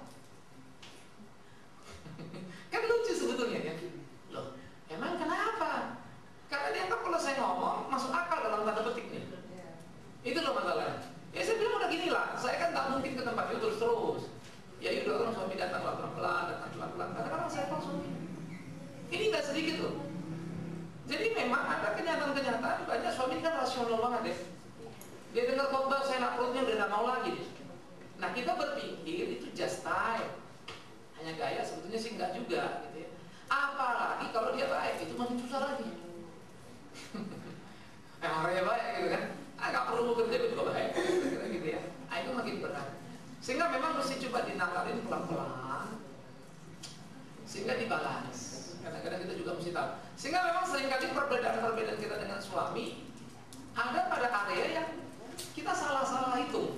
Kita pikir di A persoalannya, ternyata di C, gitu loh. Ya, sehingga akhirnya kita nggak pernah sebetulnya nyentuh persoalan. Anggap ya, kita berputar-putar terus, tapi persoalannya di sini, bukan di sini. Yang kedua, nggak semua suami mau terbuka langsung ngomong. Itu lah ya. Ada juga yang begitu kan, cuek aja. Karena menurut dia apa? Kan udah pernah ngomong dulu, mestinya udah ngerti, kira-kira gitu ya. Sementara istri kan ngomong, masa itu juga lo nggak ngerti? Ingat loh, objektivitas dan subjektivitas itu kuat. Maka orang yang sangat objektif kadang-kadang begitu, anggap semua orang ngerti. Padahal memang mungkin betul-betul kita nggak ngerti apa mau dia, gitu ya. Sehingga memang penenangan di dalam situasi itu yang memang perlu harus diperhatikan. Karena tidak ada lah kalau kita betul-betul terus berpikir anugerah Tuhan gitu, mana ada yang tidak selesai, tidak percaya saya. Karena ya maaf, artinya ada beberapa kasus yang saya hadapi udah mau capek kok. Saya temukan unsurnya, saya tunjukin, hanya lucu itu. Ini juga bicara gereja ini, yang satu mau kemana, satu mau kemana, maki-makian. Sampai maaf kata ini istrinya malah kejebak. Ya sama lah, istrinya mau jaga mati. Apalah gereja sana begini, suaminya mau ribut berdua malah jadi. Tapi maaf Pak, saya jadi tunduk. Akhirnya saya ke gereja suami, artinya ke gereja AKBP lah. Saya tunduk, saya belajar tunduk. Namun ya itulah, saya pikir persekutuan di pagi hari atau apa ya tetap saya lakukan. Tapi saya sudah tidak lagi. Saya dulu aktivis Betani waktu masih gadis Pak. Nah, jadi akhirnya saya pikir ya sudah, saya harus tunduk karena saya mengimani dimanapun Yesus ada, tergantung kita. Itu memang saya tidak mau ribut. Memang seperti tadi Bapak bilang, ada satu dogma atau mungkin terlalu rasional. Waktu itu pernah mungkin sekitar 12 tahun yang lalu saya sudah mulai baptis selam. Itu pun saya kumpuli Pak, sempat 2 tahun saya bertanya dulu pada Roh Kudus. Nah, saya baptis selam. Memang itu jadi cross, jadi sangat marah. Nah, entah sejak itu atau tidak, tapi terlalu mungkin karena memang pengalamannya atau katakanlah sekolahnya, edukasinya. Jadi kadang-kadang ada Pak emosi untuk bilang terlalu pintar gitu ya, terlalu mengandalkan kepintaran atau kemampanannya. Jadi akhirnya tadi titik belakangan ini sambil saya tunduk, tapi saya cuma mengimani bahwa tiba waktunya Tuhan. Tapi kadang-kadang terasa lama gitu loh Pak. Oke. Enggak, sometimes begini loh, ini harus hati-hati. Sometimes kita bilang tiba waktunya Tuhan, bagi saya kadang-kadang waktu itu sudah tiba. Tapi kita nggak usah nangkep, hati-hati juga. Tapi kok nggak mau Pak ke persekutuan? Itu yang saya bilang, target itu salah besar. Target itu salah besar. Sebetulnya you mau itu suami seperti yang you mau. You nggak mau suami jadi suami, it's wrong. Sorry ya. Tapi maaf ya Pak, maaf saya sebetulnya tidak boleh sebutkan denominasi. Tapi anak-anak saya kebetulan sudah kuliah 3, jadi mereka sendiri bilang tidak bertumbuh di gereja terpilih. Gini. Soal itu saya ngerti, karena saya kan melayani gereja itu banyak aneka ragam. Itu saya ngerti. Cuma maksud saya begini, jangan pernah berpikir seperti itu. Saya tumbuh di sini, ini enggak. Ini tumbuh sini, ini enggak, gitu ya. Sebetulnya semua pemahaman itu salah besar. Oke. Yang ada kecocokan aja sebetulnya. Oke. Kecocokan di sini, style lebih cocok. Sehingga saya rasa saya tumbuh. Saya berani tunjukkan yang bilang tumbuh itu tidak tumbuh sama saya. Saya bisa tunjukkan itu. Nah, kalau memang gereja ini tumbuh, damai Indonesia. Tidak ada ribut-ribut di gereja yang tumbuh-tumbuh itu, gitu lah. Tapi secara oposisi pendekatan ini cocok, ini nggak cocok, memang ada. Sehingga orang bangga dengan denominasinya. Terjadilah pertikaian. Karena kalau dibilang nanti suaminya pasti ngomong, saya nggak tumbuh di sana, tumbuh di sini, pusing kepala kita kan, betul ya? Itu yang terjadi. Nah, sekarang maka gimana nyikap ini? Karena anak-anak sudah jadi, sebetulnya kan anak-anak sebenarnya cuma korban dalam tanda petik. Artinya dia aja mesti ngikutin yang mana nih? Udah tahu umur 22 ternyata lebih cocok yang ini misalnya kan? Nah ini memang mesti didiskusikan pelan-pelan, gitu ya. Karena bisa jadi juga suami enjoy di situ karena dia dihargai misalnya, nobody knows. Ini terlalu banyak faktor. Sehingga ini bukan faktor gereja, ini bukan faktor dekat sama Tuhan ini. Jelas ya? Saya akan bilang aja agak ini seleksi, ini faktor selera. Selera ini gitu loh. Ini bukan soal Tuhan gitu ya. Selera ini. Nah, jadi di dalam soal selera, orang yang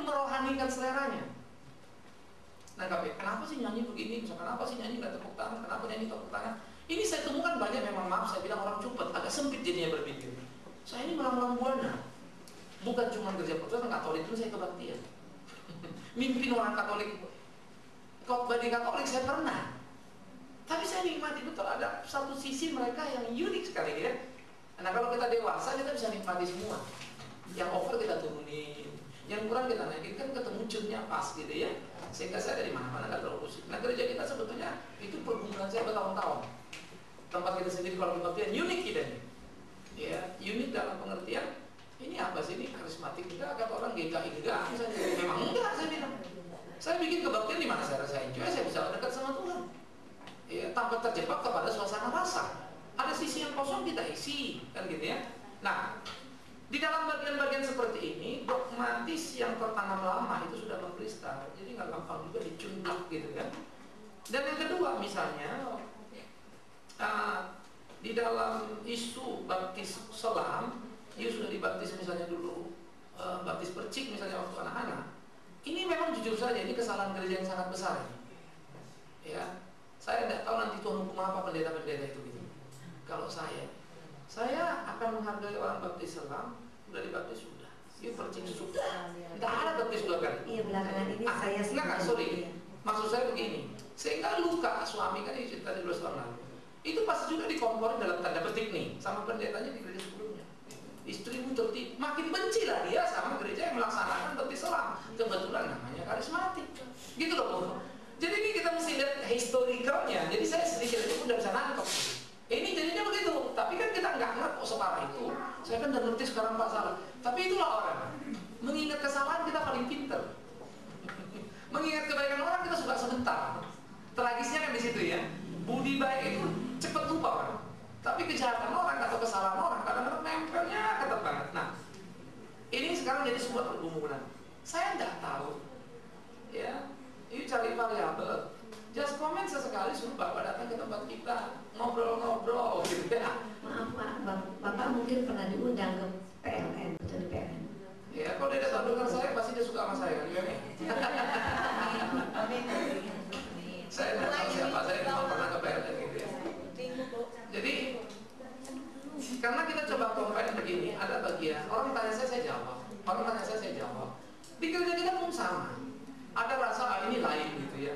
Wah ini sudah nggak setia. Saya kadang-kadang pusing kepala saya.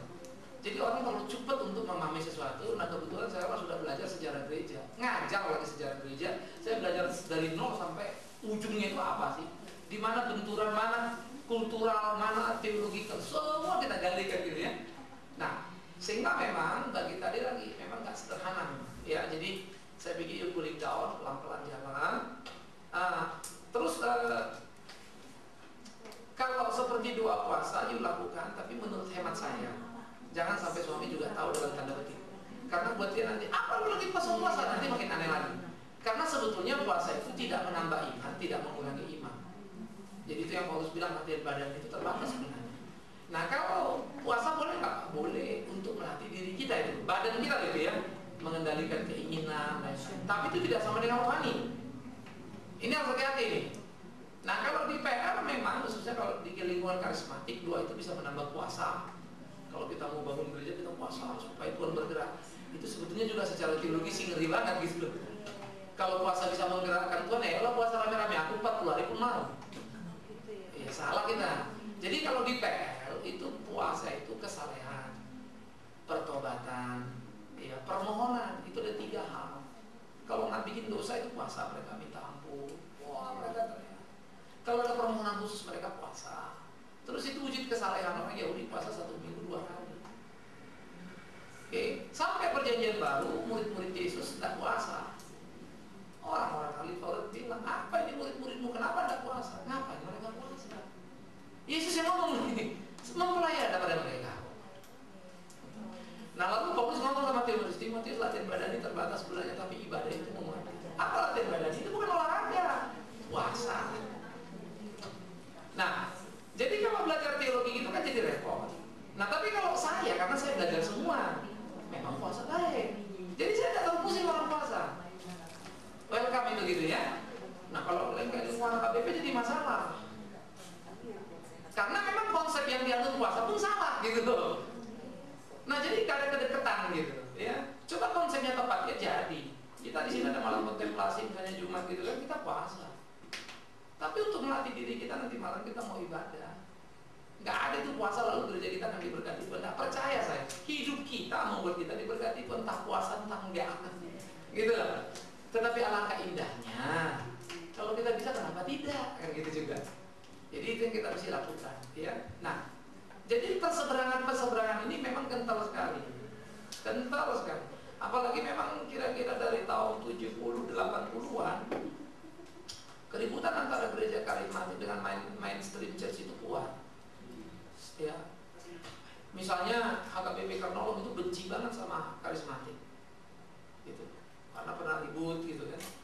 Terus nanti orang datang ke gereja ini pada Roh Kudus, kadang-kadang juga ada teman-teman misalnya ikut gereja sana terus balik ke gerejanya mau dirubah semua. Iya, berantem lah.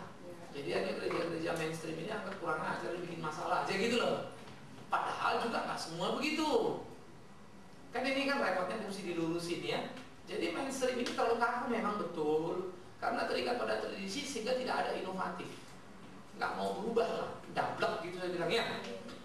Nah ini berat, karena saya di GKI pun pernah berbenturan. Tetapi teman-teman dari karismatik, bablasnya hebat. Tapi sebetulnya nggak baik-baik amat. Ujung-ujungnya yang punya gereja ya dia kan.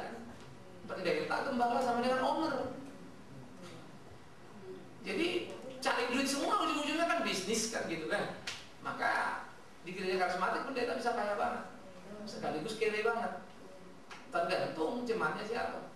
Maka akhirnya orang kaya jadi rebutan. Bukan orang benar yang dibawa kepada Tuhan, tapi orang kaya diperebutkan karena menyangkut sumber dana. Gitu loh. Nah ini makin telanjang gitu. Tapi ingat ya, AKBP GKI orang pada keluar bilang, aduh mendingan di gereja dulu deh, kagak ada pendetanya model gini. Tapi kalau sana gua nyanyinya pusing misalnya ya, khotbah pendeta 10 menit amin. Tahu dari mana ngomongnya kemana, selesai aja. Ngomong kayak gak semangat, maklum orang gajian kan begitu. Orang upahan, jadi memang itu dilema-dilema ya. Nah mungkin saya juga gak berani ngomong iya, jemaat Antioquia adalah jawabannya gitu loh. Mungkin. Karena kita coba combine. Kita belajar keunggulan teologi di mainstream church kita pakai. Kita pakai tata ibadah, ada pengampunan dosa, tapi kebenefitan, kehangatan rasa dalam ibadah teman-teman karismatik kita juga mesti akui, sehingga betul-betul suasana. Karena mainstream itu adalah warisan Europe.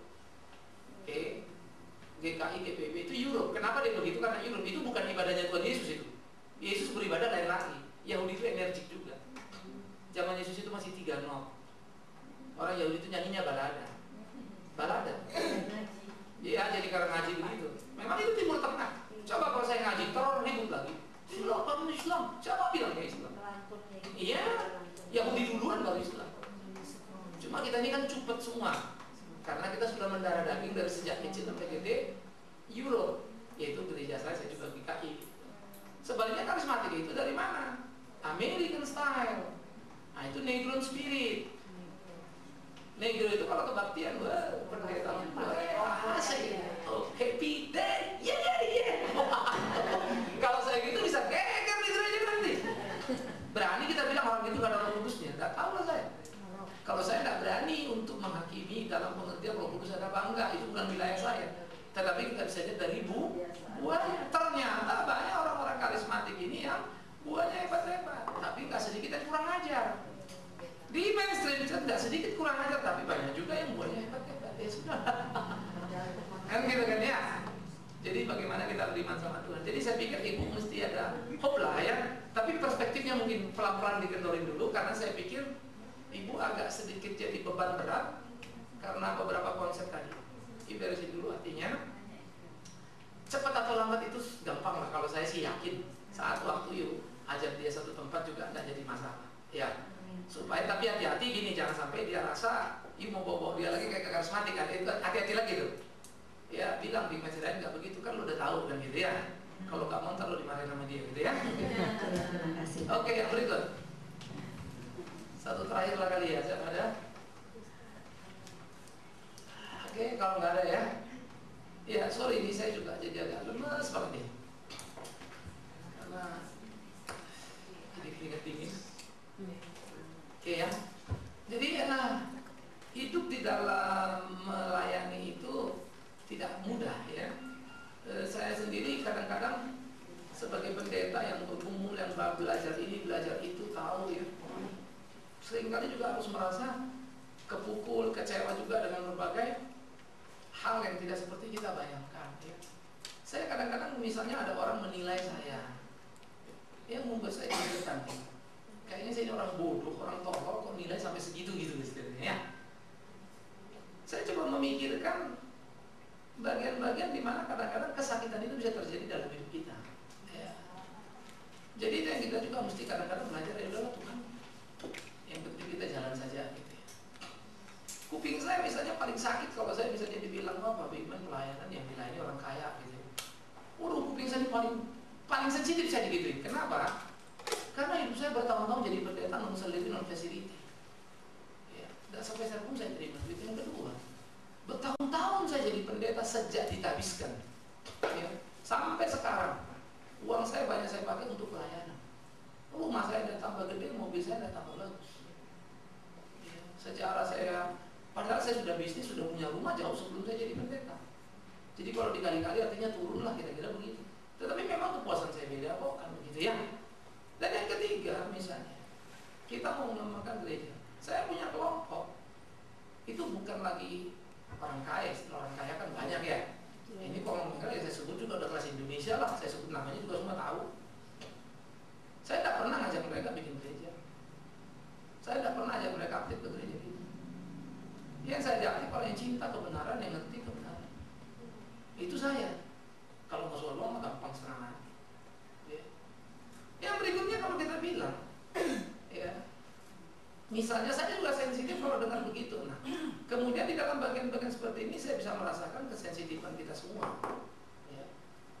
Lalu waktu kita bilang mau yang benar, mau yang baik gereja dimulai, saya taruh duit.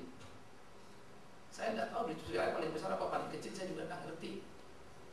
Ya, pokoknya ada saya kasih uang. Habis saya keluarin dari rekening saya. Nggak kelebihan uang soalnya saya ngasih, bukannya karena kelebihan uang. Saya kan tidak ada kewajiban sebetulnya dalam pengertian kan saya sudah pendeta tanpa digaji, masa mesti ngasih juga sih? Karena saya tahu ini pelayanan sih. Ya. Kalau kalian lihat gereja kita dapat gedung misalnya, oh mewah begini orang kaya, salah. Bayarnya murah banget. Sama gereja yang pakai sekarang. Dengan gede segitu fasilitasnya amat sangat luar biasa, komplit pakai sehari kira-kira gitu loh. Yang kedua, kita cuma tambah beberapa duit saja. Dengan kelas begitu mah jauh banget. Yang kedua lagi, TV plasma kita banyak orang pakai, gila tuh satu biji kan 30-40 Pak. Iya. Enggak bayar kok. Ya satu pengurus kita dia memang agennya Fujitsu. Itu anak itu dari rumahnya sudah dengar saya kok, dia tahu saya. Kasarnya saya suruh, saya minta apapun dia oke, karena dia tahu dia dalam tanda petik dia tahu Pak Bigman ini sejak dia remaja. Saya sudah khotbah dan dia lihat saya konsisten dalam pelayanan.